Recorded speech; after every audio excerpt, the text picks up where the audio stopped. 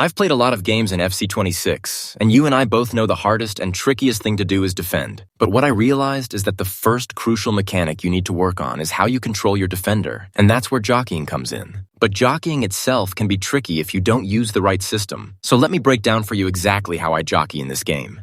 Need coins? Go to u7buy.com for the cheapest FC26 coins. With over 40,000 positive reviews, trusted by top FC25 creators worldwide, it's the best place to upgrade your team. Use code DRFC at checkout for an extra 8% off. Don't miss out. The website also has a boosting business, and you can also use discount codes to get discounts. Need coins? U7Buy is your best choice, with code DRFC for 8% off today. You can't understand the art of jockeying without first understanding the basics. Let's begin.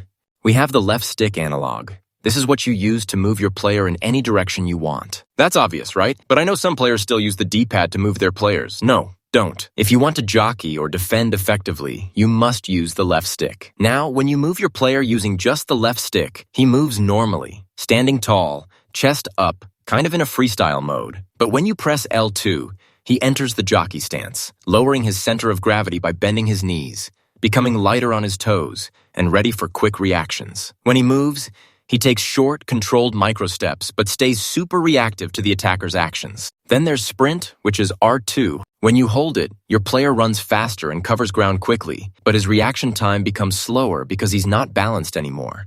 Now, if you combine L2 plus R2, you get what's called the speed jockey. Here, your player moves faster than the slow jockey. Not as fast as sprinting, but at a perfect speed where he can cover space quickly while still staying reactive. Now let's look at how to actually use these three tools.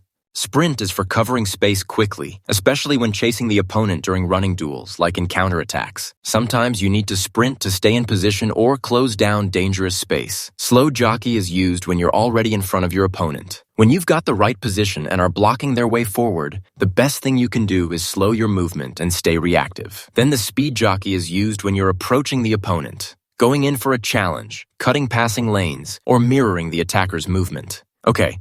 Now let's jump into some in-game examples so I can explain how I used each tool and why. In the first clip, the opponent passes the ball to his striker. I select my defender and block his way. The positioning looks perfect, but let's understand what happens behind the scenes. The moment he passes to his striker, I press L1 to switch to the nearest defender. That's my center back. Now I'm already in position, blocking the forward's path. So I just hold L2 to keep my movement slow but reactive, and boom, I win the ball easily. Next example, the opponent gets in behind, and I start chasing to close the space. He tries to cut inside, but I get into his path and win the ball. Here's how it went down. As he's running in behind, I'm holding the speed jockey. But because of how much space he has, I can't close it fast enough if I keep jockeying.